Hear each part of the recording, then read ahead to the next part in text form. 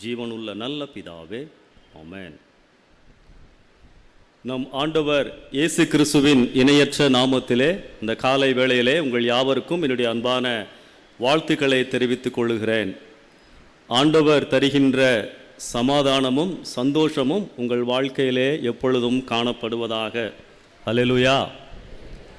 அருமையான இந்த ஆராதனை வேளையிலே ஆண்டவருடைய வார்த்தையை பகிர்ந்து கொள்ளுவதற்கு எனக்கு அனுமதி கொடுத்த நம் குருவானவர் ரெவரண்ட் சதீஷ் ஐயா அவர்களுக்கு என்னுடைய நன்றியை நான் தெரிவித்துக் கொள்ளுகிறேன். மற்றும் அமர்ந்திருக்கின்ற மற்ற பயிற்சி ஆயர்களுக்கும் என்னுடைய வாழ்த்துக்களை தெரிவித்துக் கொள்ளுகிறேன். அன்பானவர்களே, இன்றைக்கு நாம் தியானிக்கும்படியாக நம்முடைய திருமண்டலம் கொடுத்திருக்கின்ற தலைப்பு குணமாக்கும் திருப்பணி. திருப்பணியிலே எவைகள் முக்கியமாக நடைபெறுகிறது என்பதை குறித்து இந்த நாளிலே சிந்திப்பதற்காய் நாம் அழைக்கப்பட்டிருக்கின்றோம். குணமாக்கும் திருப்பணி. குணமாக்குதல் என்றால் காய்ச்சல் சரியாயிருச்சு, தலைவலி சரியாயிருச்சு என்று மட்டும் பொருள் அல்ல. குணமாக்குதல் என்ற தமிழ் வார்த்தையினுடைய கிரேக்க வார்த்தை சொட்டேர் என்ற வார்த்தை. அதனுடைய சரியான அர்த்தம் மேக் ஹோல், முழுமையான சுகத்தை பெற்றுக்கொள்ளுதல். சரீர சுகம் மட்டுமல்ல, ஆவிக்குரிய காரியங்களிலும் சுகத்தை பெற்றுக்கொள்ளுதல் என்ற அர்த்தத்திலே குணமாக்கும் திருப்பணி என்ற வார்த்தையை நாம் புரிந்து கொள்ள வேண்டும். வேதத்திலே பல இடங்களிலே இந்த வார்த்தை வருவதை நாம் பார்க்க முடியும். லூக்கா 17ஆம் அதிகாரம் 19ஆம் வசனத்திலே 10 குஷ்டரோகிகளை ஆண்டவர் சுகமாக்கினதற்கு பிறகு ஒருவன் மாத்திரம் திரும்ப வந்து ஆண்டவருக்கு நன்றி செலுத்துவான். அந்த சமயத்திலே ஆண்டவர் இவ்விதமாக சொல்லுவார், நீ எழுந்து போ, உன் விசுவாசம் உன்னை ரட்சித்தது. இந்த ரட்சித்தது என்ற வார்த்தைக்கு சரியான விளக்கம் உன்னை முழுமையாக குணமாக்கினது. உடல் சிகிச்சை மட்டுமல்ல, சுகம் மட்டுமல்ல, உணர்ச்சி மற்றும் ஆன்மீக அம்சங்களையும் இந்த குணமாக்குதல் உள்ளடக்கியது. 1 பேதுரு 2ஆம் அதிகாரம் 24ஆம் வசனத்திலே பேதுரு தன்னுடைய விசுவாசிகளுக்கு எழுதுகின்ற பொழுது, நம்முடைய பாவங்களை சிலுவையின் மேல் சுமந்தார், அவருடைய தழும்புகளினாலே குணமானீர்கள். வேதம் காண்பிக்கின்ற குணமாக்குதல் என்ன? முழுமையான குணமாக்குதல். சரீர சுகம் மட்டுமல்ல, ஆத்தும சுகம். இந்த நாளிலே குணமாக்கும் திருப்பணியிலே என்ன காரியங்கள் நடைபெறுகிறது, அதை குறித்து தான் உங்கள் மத்தியிலே நான் பகிர்ந்து கொள்ள விரும்புகிறேன். இந்த குணமாக்கும் திருப்பணியிலே 3 காரியங்கள் முக்கியமாக நடைபெறுகின்றது. முதலாவது காரியம் ஆத்தும சுகம். நாம் மாறி மாறி வாசியை கேட்ட 103ஆம் சங்கீதம் 3ஆம் வசனத்திலே அக்கிரமங்களை எல்லாம் மன்னித்து நோய்களை குணமாக்குகிறார். அல்லேலூயா. குணமாக்குதலுக்கு முன் மன்னிப்பு வர வேண்டும், வருகிறது. முதலாவது இந்த குணமாக்குதல் என்ற பணி செய்கின்ற காரியம் என்ன? பலவீனத்தோடு பாவங்கள் நிறைந்திருக்கின்ற ஆத்துமாவை கழுவுகின்றது. மார்க் 2ஆம் அதிகாரம் 5ஆம் வசனத்திலே ஒரு திமிர்வாதக்காரனை 4 பேர் இயேசுவின் முன் இறக்குகின்ற பொழுது அவனுக்கு சுகம் கிடைக்க வேண்டும் என்றுதான் எல்லோரும் எதிர்பார்த்து கொண்டிருந்த நேரத்திலே ஆண்டவர் என்ன சொல்லுகிறார்? மகனே, உன் பாவங்கள் மன்னிக்கப்பட்டது அதற்கு பிறகு 11ஆம் வசனத்திலே எழுந்து உன் படுக்கையை எடுத்துக்கொண்டு நட. அப்ப சரீர சுகத்திற்கு முன்பதாக வரவேண்டிய காரியம் என்ன? பாவங்கள் மன்னிக்கப்படுகின்ற ஒரு காரியம். நம்முடைய வாழ்க்கையிலே வருகின்ற எல்லா பிரச்சனைகளுக்கும் காரணம் பாவங்கள். நம் இருதயம் எப்படிப்பட்டது என்று சொல்லி வேதத்திலே பல இடங்களிலே நாம் பார்க்க முடியும். நாம் எப்படி இருந்தோம், எப்படி இருக்கிறோம். ரோமர் 1ஆம் அதிகாரம் 31ஆம் வசனத்திலே உணர்வில்லாதவர்களுமாய், உடன்படிக்கையை மீறுகிறவர்களுமாய், சுபாவ அன்பில்லாதவர்களுமாய், இணங்காதவர்களுமாய், இரக்கமில்லாதவர்களுமாய் இருக்கிறீர்கள். இங்கே பவுல் யாரை சொல்லுகிறார்? ஆத்தும சுகத்தை பெற்றுக்கொள்வதற்கு முன் இருந்த நிலைமையை குறித்து சொல்லுகிறார். அதே பவுல் ரோமர் 7ஆம் அதிகாரம் 5-6 வசனங்களிலே நாம் மாம்சத்திற்கு உட்பட்டிருந்த காலத்தில், அதாவது ஆத்தும சுகத்தை பெறுவதற்கு முன்பு இருந்த காலத்திலே நியாயப்பிரமாணத்தினாலேயே தோன்றிய பாவ இச்சைகள் மரணத்திற்கு ஏதுவான கனிகளை கொடுக்கத்தக்கதாக நம்முடைய அவயவங்களில் பலன் செய்தது, கிரியை செய்தது. இப்பொழுதோ அது நின்று விடுதலையாக்கப்பட்டிருக்கின்றோம். இதைத்தான் குணமாக்குகின்ற பணி முதலாவது செய்கின்றது. இயேசுவை சொந்த இரட்சகராக ஏற்றுக்கொள்வதற்கு முன் என் வாழ்க்கை இப்படியெல்லாம் இருந்தது, அசுத்தமாய் இருந்தது, தேவனுக்கு பிரியமில்லாத காரியங்கள் இருந்தது.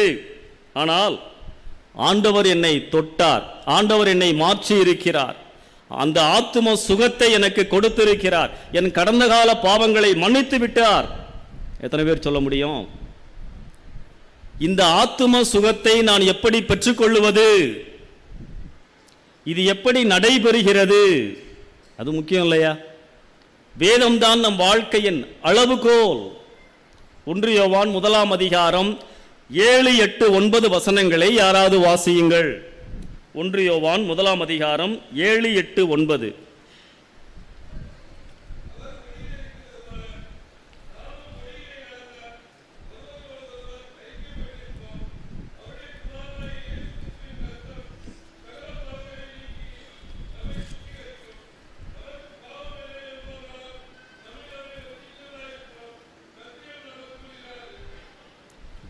என்னுடைய பாவங்களை நான் அறிக்கை செய்தால் என் பாவங்களை அவர் மன்னிப்பதற்கு உண்மையுள்ளவராய் இருக்கிறார். என் இதயம் கழுவப்பட, என் பாவங்கள் மன்னிக்கப்பட, என் வாழ்க்கை மாற, அந்த ஆத்தும சுகத்தை நான் பெற்றுக்கொள்வதற்கு வேதம் என்ன சொல்லுகின்றது? இயேசுவினிடத்திலே வந்து கல்வாரி காட்சியை பார்த்து அவர் சிந்தின இரத்தத்தின் மூலமாய் மன்னிப்பை பெற்றுக்கொள்ள வேண்டும், என் பாவங்களை அறிக்கை செய்ய வேண்டும். இந்த அனுபவம் ஒரு கிறிஸ்தவள் வாழ்க்கையிலே கண்டிப்பாய் காணப்பட வேண்டும். Personal encounter with Christ. நீதிமொழிகள் 28ஆம் அதிகாரம் 13வது வசனம். தன் பாவங்களை மறைக்கிறவன் வாழ்வடைய மாட்டான், அவைகளை அறிக்கை செய்து விட்டு விடுகிறவன் போட்டிருக்கா, பாக்கெட்ல வச்சிருக்கவன் போட்டிருக்கா. நிறைய பேர் பாக்கெட்ல தான் வச்சிருக்கோம், மறுபடியும் எடுத்து யூஸ் பண்ணிட்டு மறுபடியும் பாக்கெட்லையே. அவைகளை அறிக்கை செய்து விட்டு விடுகிறவன் தேவனுடைய இரக்கத்தை பெறுவான், ஆத்தும சுகத்தை பெற்றுக் கொள்ளுவான். எத்தனை பேருக்கு இந்த அனுபவம் உண்டு? குணமாக்கும் திருப்பணி முதலாவது செய்கின்ற காரியம் என் ஆத்துமாவை குணமாக்குகின்றது. என் ஆத்துமாவிலே, என் இதயத்திலே இருந்த பாவங்களை கழுவுகிறது, சுத்திகரிக்கின்றது. அவர் என் அக்கிரமங்களை எல்லாம் மன்னித்து. இந்த வார்த்தை என் வாழ்க்கையிலே அனுபவமாய் சொந்தமாய் மாறி இருக்க வேண்டும். இப்ப நான் சில காரியங்களை சொல்லுகிறேன், ஒருவேளை உங்களுக்கு அது ஆச்சரியமாய் இருக்கலாம். இந்த ஆத்மீக சுகத்தை பெற்றுக்கொள்ளாமல் நாம் செய்கிற ஆவிக்குரிய நடவடிக்கைகளின் அர்த்தம் என்ன? எது ஆவிக்குரிய நடவடிக்கைகள்? துதி, ஜெபம், வேத வாசிப்பு, உபவாசம், காணிக்கை, ஆலய நடவடிக்கைகளில் ஈடுபடுதல். இவ்வளவுதான் நம்ம செய்கிறோம் இல்லையா? இந்த ஆத்தும சுகம் குணமாகின்ற அனுபவம் இருந்தால் இதற்கு என்ன அர்த்தம், இல்லைன்னா என்ன அர்த்தம்? நான் ஒரு அட்டவணை தயாரித்து கொண்டு வந்திருக்கேன், வாசிக்கிறேன். நடவடிக்கைகள்: துதி, பாடல். சுகம் பெறாமல் ரட்சிக்கப்படாமல் செய்தால் வெறும் கோஷம். சுகம் பெற்று மனம் திரும்பி நான் துதித்தால் உணர்ந்து பாடுகிறேன், ஆண்டவருடைய பிரசன்னத்தை உணர்கிறேன், பலனை உணர்கிறேன், களி கூறுகிறேன். ஜெபம்: சுகம் பெறாமல் நான் ஜெபித்தால் அது வெறும் மந்திரம், அர்த்தமில்லை. மனம் திரும்பி இதயத்திலே சுகத்தை பெற்று நான் செய்தால் என் அப்பாவிடம் நான் பேசுகிறேன், உரிமையுள்ள அர்த்தமுள்ள உரையாடல். வேத வாசிப்பு: சுகம் பெறாமல் நான் வேதத்தை வாசித்தால் வாய்ப்பாடு. ஆண்டவரை உணர்ந்து சுகத்தை பெற்று நான் வாசித்தால், தியானித்தால் கர்த்தர் என்னோடு பேசுவதை உணர்கின்ற அனுபவம். உபவாசம்: இதயத்தில் சுத்தமில்லாமல் சுகமில்லாமல் நான் உபவாசம் இருந்தால் அது வெறும் பட்டினி, விரதம். மாறின அனுபவத்தோடு செய்கின்ற பொழுது உபம் வாசம், தேவனுக்கு அருகிலே நான் இருக்கிறேன், தேவ பிரசன்னத்திலே திளைக்கிறேன், நன்றி உணர்வு. காணிக்கை: மனம் மாறாம ரட்சிக்கப்படாம பாவத்தை அறிக்கை செய்யாம இயேசுவின் ரத்தம் உங்களுக்குள்ள வராமல் நீங்கள் எவ்வளவுதான் காணிக்கை கொடுத்தாலும் லஞ்சம். சுகத்தை பெற்று நான் காணிக்கை கொடுப்பேன் என்று சொன்னால் நன்றி உணர்வு, ஆண்டவர் அதை அங்கீகரிப்பார். வேதத்திலே பல இடங்களிலே நாம் பார்க்கின்றோம். கடைசியில் ஆலய நடவடிக்கைகளில் ஈடுபடுதல். மனம் திரும்பாமல் பாவத்திலே வாழ்ந்து கொண்டு நான் ஈடுபடுவேன் என்று சொன்னால் எதுக்கு தெரியுமா? ஆண்டவர் என்னை ஆசீர்வதிப்பார்னு ஒரு நம்பிக்கை, பெயர் வாங்குவதற்காக, இன்னும் கொஞ்சம் அழுத்தமா சொன்னா ஓட்டு வாங்குறதுக்காக, பொழுது போவதற்காக மனம் திரும்பாமல் செய்தால். ஆனால் ஆண்டவருடைய இரத்தத்தினாலே கழுவப்பட்டு நான் செய்வேன் என்று சொன்னால் அது அன்பு, அழைப்பு, அர்ப்பணிப்பு. அல்லேலூயா.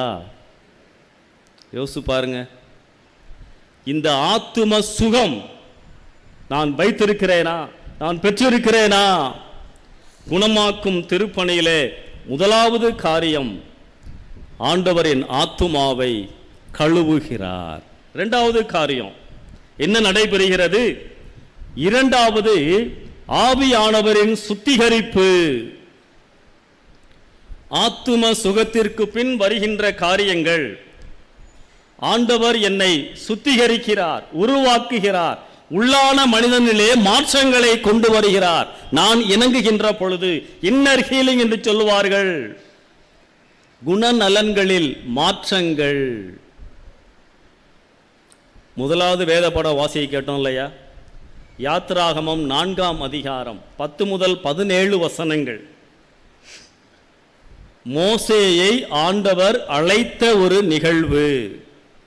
மோசேயை ஆண்டவர் கூப்பிடுறாரு. மோசே உடனே கிளம்பிட்டாரா அந்த வர்ற ஆண்டவன்ட்டு? இல்லை, ஆண்டவர் கெஞ்சி கெஞ்சின்னு கெஞ்சிறாரு. நான் வரமாட்டேன், பயமா இருக்கு, எனக்கு பேச தெரியாது, எனக்கு பலவீனம் உண்டு, நான் திக்குவாயன். இருந்தாலும் ஆண்டவர் மோசேயை விடவில்லை. ஆத்தும சுகத்திற்கு பிறகு, ஆண்டவர் என்னை தெரிந்து கொண்டதற்கு பிறகு, ஆண்டவர் என்னோடு இருந்து என்னை மாற்றுகின்ற ஆண்டவர். நீங்க அந்த யாத்திராகம் முழுவதும் நாம் வாசித்து பார்ப்போம் என்று சொன்னால் மோசேயினுடைய ஊழியங்களை பார்க்கலாம். மோசேக்குள் இருந்த பயம், தாழ்வு மனப்பான்மை, இவைகளை எல்லாம் ஆண்டவர் நீக்குகிறார். துணைக்கு ஆரோனையும் அனுப்புகிறார். ஆண்டவரிடத்திலே வருகின்ற பொழுது என் காரியங்களை ஆண்டவர் பொறுப்படுத்திக் கொள்ளுகிறார். அல்லேலூயா. எனக்கு உதவி செய்கிறார், என்னை நடத்துகிறார், என் பலவீனங்களிலே என்னை பலப்படுத்துகிறார். தன்னுடைய வாழ்நாள் முழுவதும் மோசே ஊழிய நாட்களிலே உருவாக்கப்படுகின்றார். நீங்க பைபிள்ல பாத்தீங்கன்னா யாத்ராகமம் 1ஆம் அதிகாரம் 2ஆம் அதிகாரத்துல தான் மோசேயினுடைய ஆரம்பமே அமர்க்களமா இருக்கும். அரண்மனையில் இருப்பார். அடுத்த சீன்ல ஒரு கொலைகாரனாய் மாறி விடுவார். கொலை செய்கிறவன்னா எப்படி இருப்பார்? கோபப்படுகிறவராய் இருப்பார். யாரும் சிரிச்சுக்கிட்டே கொலை பண்ண மாட்டாங்க. கோபக்காரன். ஆனால் வேதம் என்ன சொல்லுகிறது தெரியுமா? வாசிங்க. என்னாகமம் 12ஆம் அதிகாரம் 3வது வசனம் 7வது வசனம்.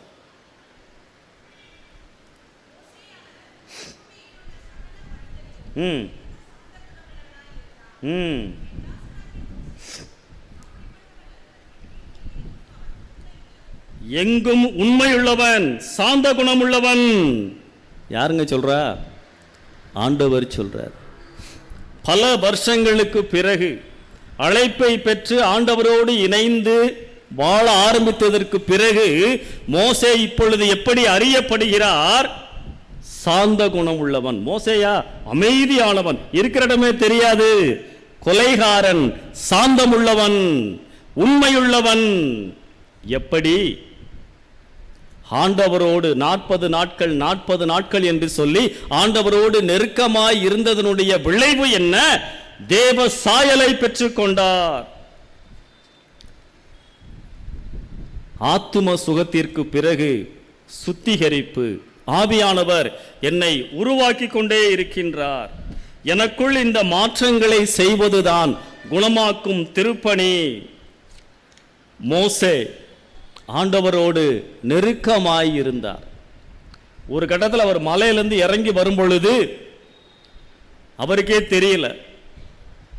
அவருடைய முகம் பிரகாசமாயிருந்ததை மற்றவர்கள் அறிந்து கொண்டார்கள். அல்லேலூயா. இதை குணமாக்கும் திருப்பணி செய்கின்றது. ஜெபங்கள், வேத வாசிப்பு, வழிபாடுகள், காணிக்கை வழங்குதல், இறைப்பணி செய்தல், இவைகளை பக்தி காரியங்கள் உள்ள எவரும், இறை ஆர்வம் உள்ள எவரும், இறை நம்பிக்கை உள்ள எவரும் செய்ய முடியும். ஆனால் அன்பு, தாழ்மை, உண்மை, தூய்மை, பொறுமை, பரிசுத்தம் போன்ற உயர்ந்த சுபாவங்களை பிரதிபலிக்க ஆத்தும சுகம் பெற்று ஆவியானவருடைய சுத்திகரிப்பு எனக்கு தேவை. யோசிச்சு பாருங்க. என்னுடைய தனிப்பட்ட வாழ்க்கையில என் குண நலன்களிலே மாற்றங்கள் ஏற்பட்டு கொண்டிருக்கின்றதா? தெய்வீக சாயலை நான் பிறருக்கு காண்பிக்கின்றேனா? கனிதரும் வாழ்வுக்கு நேராக இந்த குணமாக்குதல் நம்மை வழிநடத்துகின்றது. கனிதரும் வாழ்வு என்றால் என்ன? தேவன் எதிர்பார்க்கின்ற தெய்வீக பண்புகளோடு வாழ்வது. எனக்குள் கனி இருக்கும் என்று சொன்னால் அடையாளம் என்ன தெரியுமா? இறை உறவுடன் வாழ்தல், தேவ ஆவியினால் நடத்தப்படுதல், தேவனுடைய விருப்பங்களை அறிந்து செயல்படுதல், இயேசுவை பிரதிபலித்து வாழும் வாழ்க்கை குணமாக்கும் திருப்பணி செய்கின்றது. ஒரு குருவானவர் டவுன் பஸ்ஸில் போயிட்டு இருக்காரு. டிக்கெட் வாங்குறாரு. கண்டக்டர் டிக்கெட் வாங்கிட்டு அவர் கொடுத்த பணத்துக்கு மிச்ச காசு கொடுக்குறாரு. மிச்ச காசு வாங்கினவுடனே எண்ணி பார்க்குறாரு, ஒரு 50 ரூபா கூட இருக்கு. ஏதோ தவறுதலாக 50 ரூபா கூட கொடுத்துட்டாரு. மனசில் ஒரு காரியம் ஓடுது. ஏற்கனவே இவங்க பஸ்ஸு சரியில்லை, ரோடும் சரியில்லை, கொடுக்குற காசே திண்டம். நம்ம அப்படி தானே நினைக்கிறோம். இந்த 50 ரூபாயை நம்ம வச்சுக்கிட்டா என்ன? அவர் மனசில் அப்படி ஓடுது. போராட்டம். இன்னும் கொஞ்ச நேரத்தில் அவர் இறங்க போகிற இடம் வரப்போகுது. ஒரு மனசு சொல்லுது, காசெல்லாம் கொடுக்காதப்பா. ஆவியானவர் உணர்த்துறாரு, உண்மையாயிரு. இறங்க போகிற இடம் வந்துருச்சு. கண்டக்டர் இங்கே வாங்க கூப்பிட்டாரு. நீங்கள் மிச்ச காசு கொடுக்கும் பொழுது 50 ரூபா கூட கொடுத்துட்டீங்க, இந்தாங்க. அப்போ கண்டக்டர் என்ன சொன்னார் தெரியுமா? ஐயா, நான் வேண்டும் என்று தான் கொடுத்தேன். நீங்கள் அந்த ஆலயத்தினுடைய குருவானவர் என்று எனக்கு தெரியும். கிறிஸ்தவங்கன்னா உண்மையாக இருக்க மாட்டாங்கன்னு சொன்னாங்க. நான் உங்களை சோதித்து பார்த்தேன். உண்மையாகவே நீங்கள் கிறிஸ்தவர்கள் தான், கிறிஸ்துவை பிரதிபலிப்பவர்கள் தான். இந்த வாரம் நான் உங்கள் ஆலயத்துக்கு வருகிறேன். அல்லேலூயா. ஒரு சாட்சியின் வாழ்க்கை 100 பிரசங்கங்களுக்கு சமம். ஆத்தும சுகத்தை தொடர்ந்து வருவது ஆவியானவருடைய சுத்திகரிப்பு.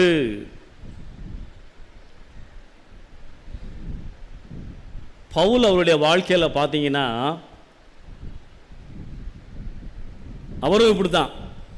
அவருடைய ஆரம்பமும் பயங்கரமாக இருக்கும். அப்போஸ்தலர் 9ஆம் அதிகாரத்தில் ஒரு வில்லன் மாதிரி தான் வருவார். கையில் என்ன வச்சிருப்பாருன்னு தெரியல. ஆனால் ஆண்டவர் அவரை தொட்டு விட்டார், மாற்றி விட்டார். அவருடைய 4 மிஷனரி பயணங்களையும் நிறைய காரியங்களை அவர் செய்திருப்பார். தன்னுடைய ஊழியத்தினுடைய கடைசி நாட்களில் சிறைச்சாலையில் இருக்கும் பொழுது, வீட்டு காவலில் இருக்கும் பொழுது பிலிப்பியருக்கு கடிதம் எழுதுவார். அந்த கடிதத்தினுடைய பெயரே சந்தோஷ கடிதம்னு சொல்லுவாங்க. ஜெயிலில் உட்காந்து வெளியே இருக்கவங்களை பார்த்து சந்தோஷமா இருங்கள்னு எழுதுவார். நம்மளால் அப்படி முடியுமான்னு தெரியல. நம்ம என்ன சொல்லுவோம்? ஜெயிலுக்குள்ள இருக்கவங்களை பார்த்து தைரியமா இருங்கன்னு சொல்லுவோம். அவர் நம்மளை பார்த்து தைரியமா இருங்கன்றாரு. அவர் என்ன எழுதுறாரு? பிலிப்பியர் 3ஆம் அதிகாரம் 5 முதல் 8 வசனங்கள்ல அவர் ஆத்தும சுகம் பெறுவதற்கு முன்பதாக எவைகளையெல்லாம் மேன்மையாக நினைத்திருந்தாரோ அவைகளை எழுதுவார். 7 காரியங்களை சொல்லுவார். நான் பரிசேயன், நியாயப்பிரமாணத்தை துல்லியமாய் கடைபிடிப்பவன், நிறைய காரியங்களை சொல்லுவார். பவுல் அந்த நாட்களிலே மிகவும் ஒரு செல்வாக்குள்ள ஒரு மனிதராய் வாழ்ந்திருந்தார். வேத ஆராய்ச்சியாளர்கள் சொல்றாங்க, அவர் ஒரு பெரிய பணக்காரராய் இருந்தார். அவருக்கு சொந்தமாய் கப்பல்கள் இருந்தன என்று சொல்லுகிறார்கள். ரோம குடியுரிமை பெற்றவர், யூத தலைவர்கள் மத்தியிலே செல்வாக்கு படைத்தவர். நீங்க அப்போஸ்தலர் அதிகாரத்தில் பார்த்தீங்கன்னா, இந்த சேவான் கொலை செய்யும் பொழுது ஒரு வசனம் வரும். சேவான் கொலை செய்யப்படுவதற்கு சவுலும் சம்மதித்திருந்தான். So he was not an ordinary person. அப்படிப்பட்ட பவுல் ஆண்டவரால் தொடப்பட்டதற்கு பிறகு என்ன மாற்றத்தை எழுதுகிறார்? 5 முதல் 8 வசனங்கள்ல, எனக்கு லாபமாய் இருந்தவைகள் எவைகளோ அவைகளை எல்லாம் நஷ்டமாய் எண்ணுகிறேன், குப்பையாய் எண்ணுகிறேன். என் ஆண்டவரை அறிகின்ற அறிவின் மேன்மைக்காக, இன்னும் பரிசுத்தமாவதற்காக எதையெல்லாம் நான் உயர்வா நினைச்சனோ அதெல்லாம் நஷ்டமாய் எண்ணுகிறேன், குப்பையாய் எண்ணுகிறேன். இன்னைக்கு ஒரு பரிதாபமான நிலைமை என்ன தெரியுமா? நம்ம சபையில பவுல் எவைகளை எல்லாம் குப்பையா நினைச்சாரோ, தேவையில்லை நினைச்சாரோ, அதையெல்லாம் நம்ம இதயத்தில் வச்சுக்கிட்டு இருக்கோம். உண்மையா இல்லையா? யோசிச்சு பாருங்க. அதே பவுல் 2 கொரிந்தியர் 5ஆம் அதிகாரம் 16ஆம் வசனத்தில் அழகாய் ஒரு வார்த்தை எழுதுவார். இது முதற்கொண்டு ஒருவனையும் நான் மாம்சத்தின்படி அறியேன். நம்ம ஒருத்தனை மாம்சத்தின்படி தான் பார்க்கிறோம், பழகுறோம். இவர் எந்த ஊரு, இவர் எந்த சமுதாயத்தை சேர்ந்தவர், மறைப்பதற்கு ஒன்றுமில்லை. பவுல் குப்பையாக நினைத்ததை நான் பாக்கெட்ல வச்சிருக்கேன். கலாத்தியருக்கு எழுதுறாரு பவுல் 4ஆம் அதிகாரம் 19வது வசனத்துல, கிறிஸ்து உங்களுக்குள் உருவாகும் மட்டும் நான் கற்ப வேதனை படுகிறேன். அல்லேலூயா. என்ன அர்த்தம் அதுக்கு? கிறிஸ்துவின் சாயல் எனக்கு உருவாகுவதற்காக எப்படியாவது நீங்க கிறிஸ்துவை போல மாற வேண்டும் என்பதற்காக கஷ்டப்படுகிறேன். அப்ப பவுலுடைய நோக்கம் என்ன? திருப்பணியினுடைய நோக்கம் என்ன? குணமாக்குதலின் நோக்கம் என்ன? நான் இயேசுவை என் வாழ்க்கையின் எல்லா நிலைகளிலும் பிரதிபலிக்க வேண்டும். பிரதிபலிக்கிறனா? இரண்டு காரியங்களை நான் பகிர்ந்து கொண்டேன். குணமாக்கும் திருப்பணியிலே முதலாவது ஆத்தும சுகம், இரண்டாவது ஆவியானவருடைய சுத்திகரிப்பு, மூன்றாவது காரியம் வாசிங்க. யோவான் 9ஆம் அதிகாரம் 3வது வசனம்.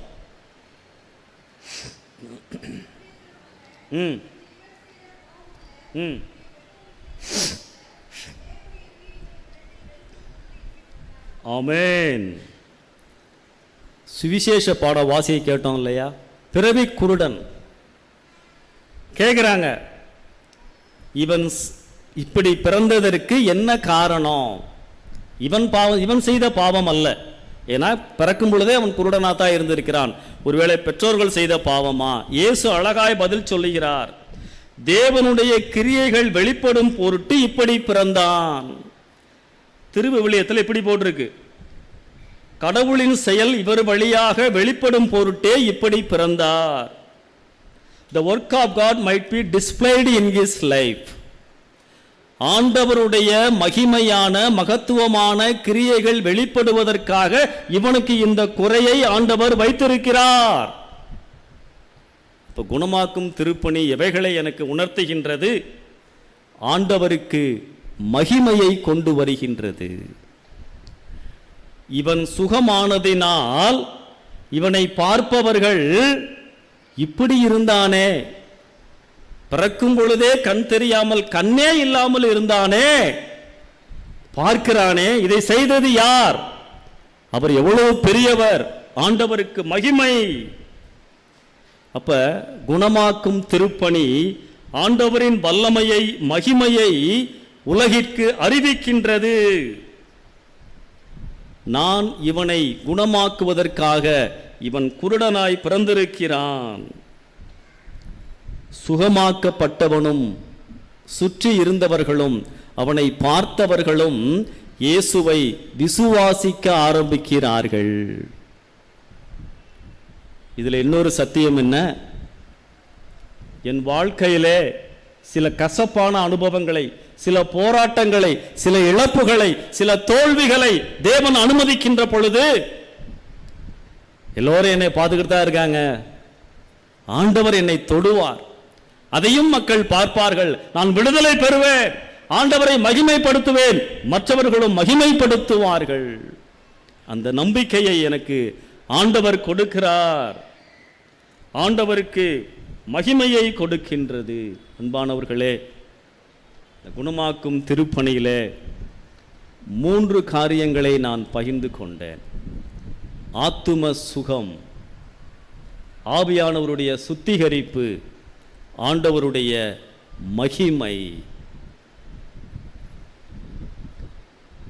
இந்த குணமாக்குதலின் அனுபவங்கள் தனிப்பட்ட முறையிலே எத்தனை பேருக்கு உண்டு? இயேசுவின் இரத்தம் என்னை கழுவி இருக்க வேண்டும், ஆவியானவர் என்னை ஒவ்வொரு நாளும் மாற்றிக்கொண்டே இருக்க வேண்டும், என் வாழ்க்கையின் வழியாக ஆண்டவர் மகிமைப்பட வேண்டும். இன்னொரு காரியத்தையும் நான் காண்பிக்க விரும்புகிறேன். 3 வேத பாட வாசியை கேட்டோம் இல்லையா? அதுல மோசேயை அழைத்த பொழுது மோசேக்கு பலவீனம் இருந்தது, திக்குவாய். ஆண்டவர் நினைச்சிருந்தார்னா மோசே இவ்வளவு கெஞ்சிறாரேன்னு சொல்லி ஒரு நொடி பொழுதிலே மோசேயை சுகப்படுத்தி இருக்க முடியும், செய்யல. பவுல், மோசேயாவது ஊழியத்தை ஆரம்பிக்க போறாரு, பவுல் ஆண்டவருக்காய் நல்ல ஊழியம் செய்து கொண்டிருக்கின்ற நேரம், நாட்கள், நன்றாய் ஆண்டவரை அறிந்தவர். ஆண்டவருக்கும் தெரியும் பவுலை குறித்து. ஆண்டவரே, இன்னும் உமக்காக ஓடணும் ஆண்டவரே, இன்னும் நிறைய இடங்களுக்கு போகணும் ஆண்டவரே, இந்த முள்ள என்னை குத்திக்கிட்டே இருக்கு ஆண்டவரே, அதை கொஞ்சம் எடுத்து விடுறீங்களா ஆண்டவரே? ஆண்டவர் எடுக்கல. ஆண்டவர் நினைச்சா செஞ்சிருக்க முடியும், ஆண்டவர் அதை செய்யவில்லை. ஆனால் யோவான் 9ஆம் அதிகாரத்தில் பாருங்க, இந்த கண் தெரியாதவனை அப்பதான் ஆண்டவர் பார்க்கிறாரு. அவன் ஆண்டவரிடத்திலே ஜெபிக்கவும் இல்லை, ஆனால் ஆண்டவர் அவனுக்கு சுகம் கொடுக்கிறார். ஆச்சரியமா இருக்குல்ல? என்ன கற்றுக்கொள்கிறோம்? ஆண்டவர் நம்முடைய ஜெபங்களுக்கு பதில் கொடுக்கிறவர் தான், ஆனால் நம் விருப்பப்படி பதில் கொடுக்க மாட்டார். அல்லேலூயா! அதை நாம் தெளிவாய் புரிந்து கொள்ள வேண்டும். ஆண்டவர் அவருடைய விருப்பத்தின்படி என் வாழ்க்கையில் செயல்படுகிறவர். இதை நான் புரிந்து கொண்டால் இடற மாட்டேன், சோர்ந்து போக மாட்டேன், ஆண்டவரை விட்டு தூரமாய் போக மாட்டேன். ஆண்டவர் பதில் கொடுக்கலைன்னா அது ஆண்டவருக்கு பிரியமில்லை என்று நான் எடுத்துக்கொள்ள வேண்டும். அன்பானவர்களே, என் வாழ்க்கையின் வழியாக ஆண்டவர் மகிமைப்பட வேண்டும். ரிங்கல் தொபே என்று சொல்லி பர்மாவிலே, இப்பொழுது மியான்மர், பர்மா தேசத்திலே ஆண்டவருடைய ஊழியத்தை செய்த மிஷனரி, இந்தியாவிலும் அவர் செய்திருக்கிறார். ரிங்கல் தொபே என்ற மிஷனரி. அவர் ஒரு தடவை சுவிசேஷத்தை பர்மாவிலே அறிவித்ததற்காக 17 மாதங்கள் சிறைச்சாலையிலே அடைக்கப்பட்டார். 17 மாதங்கள் முடிந்தது. விடுதலை பெற்று வெளியே வருகிறார். வெளியே வந்தவுடன் காவலாளியை பார்த்து, நான் மன்னரை பார்க்க அனுமதி வேண்டும். மன்னரை பார்க்கிறார். மன்னரிடத்திலே சென்று, நான் இயேசுவை மறுபடியும் அறிவிப்பதற்கு எனக்கு அனுமதி கொடுங்கள். மன்னர் அவரை மேலையும் கிளையும் பார்க்குறாரு. நீ சொல்லியாவா கேட்க போகிறாங்க, போய் தாராளமாக சொல்லு அப்படின்ட்டாரு. போனவனை மறுபடியும் அழைக்கிறார் மன்னர். அப்போ சொல்கிறாரு, உன்னுடைய வார்த்தைகளை கேட்டால் நம்ப மாட்டார்கள், ஆனால் உன் சரீரத்திலே இருக்கின்ற தழும்புகளை பார்த்து நம்பி விடுவார்கள். சிறைச்சாலையிலே இயேசுவுக்காய் வாங்கின அடிகளின் தழும்புகள், காயங்களை சுமந்து கொண்டிருந்தார். இதை பார்த்தாங்கன்னா, இவ்வளோ கஷ்டத்திலையும் நீ சொல்றியேன்னு சொல்லி நம்பி விடுவார்கள் என்று சொல்லி அனுமதி கொடுக்கவில்லை. அன்பானவர்களே, 2 கொரிந்தியர் 4ஆம் அதிகாரம் 10ஆம் வசனத்தில் பவுல் அழகாய் எழுதுகிறார், இயேசுவின் மரணத்தை எப்பொழுதும் எங்கள் சரீரத்திலே சுமந்து திரிகிறோம். நான் எதை சுமந்து திரிகிறேன்? ஆண்டவரால் நான் குணமாக்கப்பட்டிருப்பது உண்மை என்று சொன்னால், ஆண்டவரே, நான் எங்கே இருந்தாலும், வீட்டிலே இருந்தாலும், வேலை செய்கின்ற இடத்திலே இருந்தாலும், படிக்கின்ற இடத்திலே இருந்தாலும் உம்மை சுமந்து செல்லுவேன். கர்த்தர் நம்மை ஆசீர்வதிப்பாராக.